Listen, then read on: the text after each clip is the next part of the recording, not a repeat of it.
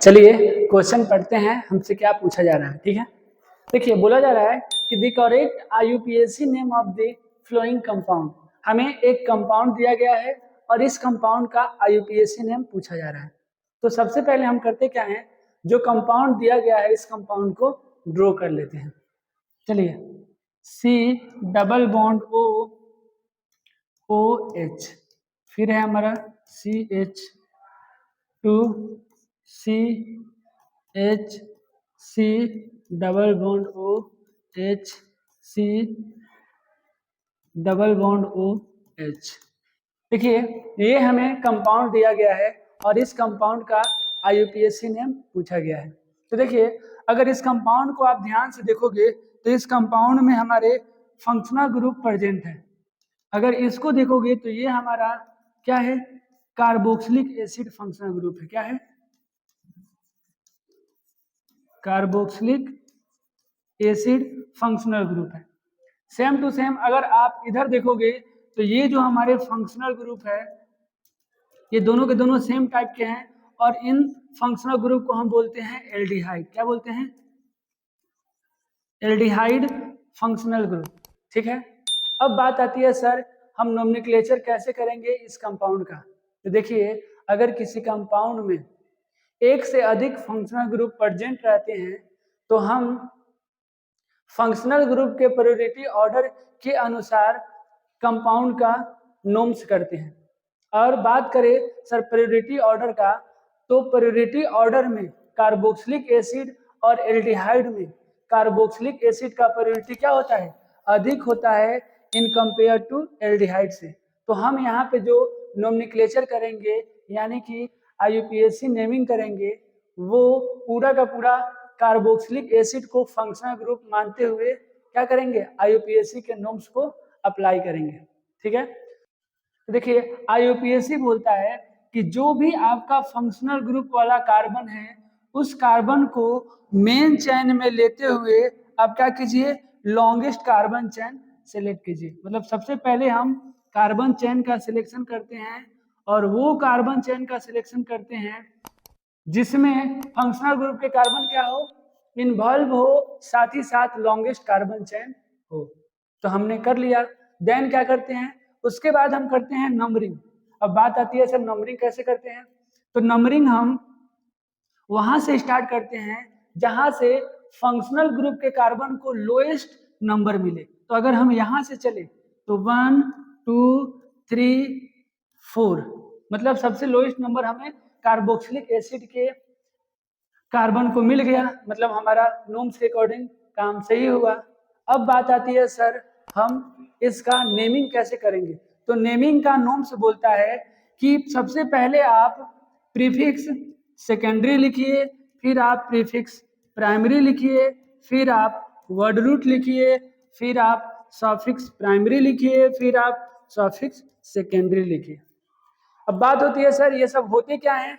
तो देखिए prefix secondary हमें बताता है कि जो भी हमारा कंपाउंड में मेन चेन के अलावा अदर कार्बन के चेन होते हैं उन्हें हम क्या बोलते हैं, प्रीफिक्स सेकेंडरी यानी कि ब्रांच या साइड चेन। ठीक है, तो अगर हम इस कंपाउंड में देखें तो यहाँ पे एक हमें कार्बन का चेन निकला हुआ दिख रहा है और ये देखोगे अगर आप तो ये क्या है, एल्डिहाइड है। क्या है जी, एल्डिहाइडिक कार्बन बाहर की तरफ निकला हुआ है।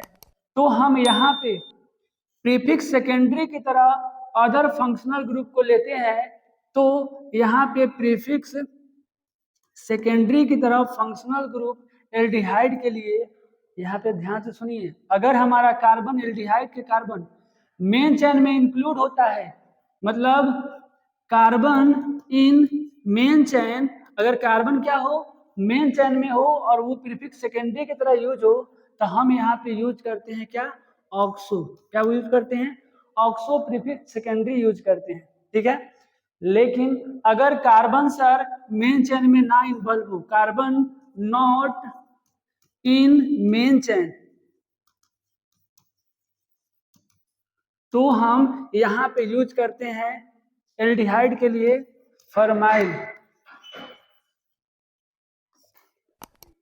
तो चलिए हम नाम लिखते हैं। देखिए प्रीफिक्स सेकेंडरी में हम क्या लिखेंगे, जो भी हम नाम लिखेंगे इस नोम्स के अकॉर्डिंग सबके सब अल्फाबेटिकली ऑर्डर में हम क्या करेंगे, नेमिंग करेंगे।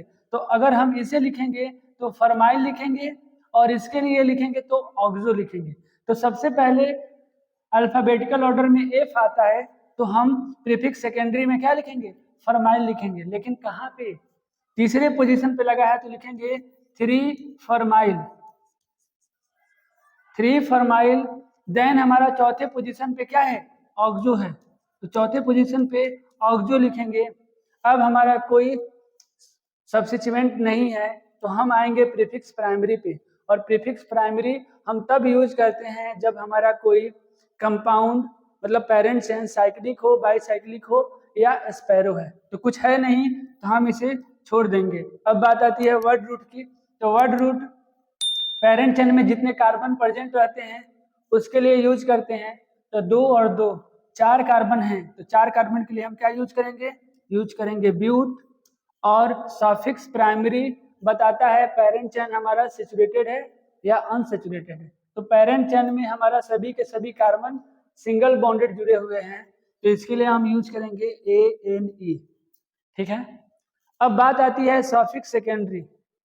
तो अगर कार्बोक्सिलिक एसिड हमारा फंक्शनल ग्रुप है तो इसे हम यूज करेंगे क्या, सफिक्स सेकेंडरी की तरह।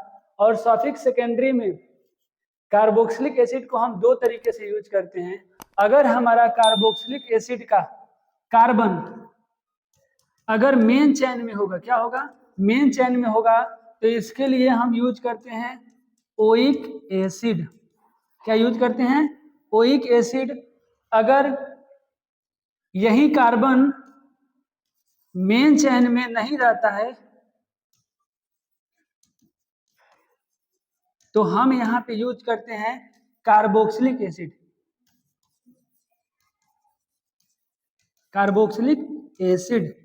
लेकिन यहाँ पे अगर देखें तो हमारा फंक्शनल ग्रुप के कार्बन मेन चेन में इंक्लूड है, तो हम क्या लिखेंगे, ओइक एसिड। तो यहाँ पे लिखेंगे ओइक एसिड। लेकिन अगर ध्यान से देखिए, किसी भी नोम्स अगर आप लिखोगे और नोम्स के में ई के बाद जस्ट आपका AIOUY अगर आ जाए तो ई को हम क्या करते हैं, स्ट्राइक आउट कर देते हैं, और ई हमारा यहाँ से कैंसिल हो जाएगा और हमारा नाम क्या हो जाएगा, 3 formyl 4 oxo butanoic acid. ठीक है। चलिए हम ऑप्शन मैच कर लेते हैं और आंसर सही कर लेते हैं। सबसे पहला क्या होगा, 3 है क्या, नहीं है। दूसरा दिया है option B 3 formyl 4 oxo, 3 formyl 4 oxo butanoic acid, butanoic acid. मतलब ऑप्शन हमारा बी क्या हो जाएगा, करेक्ट नाम हो जाएगा अकॉर्डिंग टू दिस क्वेश्चन। ठीक है।